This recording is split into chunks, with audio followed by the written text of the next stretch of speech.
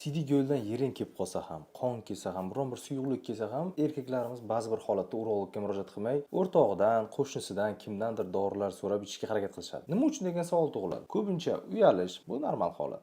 Ba'zi bir holatda qo'rquv. Qo'rquv uyatdan ham birinchi o'rinda turadi. Nima sabab? Chunki qaysidir o'rtog'iz urolog borganda siydik yo'liga nimadir yoqimsiz narsani tiqib olganligi, u juda og'riqli bo'lganligini aytgan va sizni qanaqadir holatda qo'rqitgan bo'lishi mumkin va ko'p holatlarda bizning erkaklarimiz urolog qabuliga borishlikdan qo'rqishadi. Qo'rqishga sabab ham bormi olib qaraydigan bo'lsak? Unga sabab ko'p holatlarda ana bu zond. Nima sabab? Chunki ko'rib turganingizdek, yetarlicha uzunligi bor bu siydik yo'liga tiqib o'sha mazok olishlikni, analiz tahlillarni olishlikni bir usullardan biri desak ham bo'ladi. Ko'p holatlarda ko'p shifokorlar shu usuldan foydalanishadi va bemorlar og'riqli hissiyotlarni his qilishadi. Haqiqatan ham ularga diskomfort bo'ladi. Lekin hozir biz 21-asrdamiz. Meditsina har kuni rivojlanib bormoqda. Hozirgi vaqtda agar sizda muammo bo'lsa, zond bilan infeksiyalarni tekshirishlik uchun olishlik shart emas. Uning o'rniga siydik tahlili ham olsak bo'ladi. PCR usuli bilan siydikni birinchi porsiyasini olib, yashirin infeksiyalarni tekshirsa bo'ladi. Shu uchun do'stlar, agarda sizda muammolar tug'ilsa, siydik yo'llarida shamollashliklar, yallig'lanish, yiring kelish yoki biron bir suyuqliklar kelish,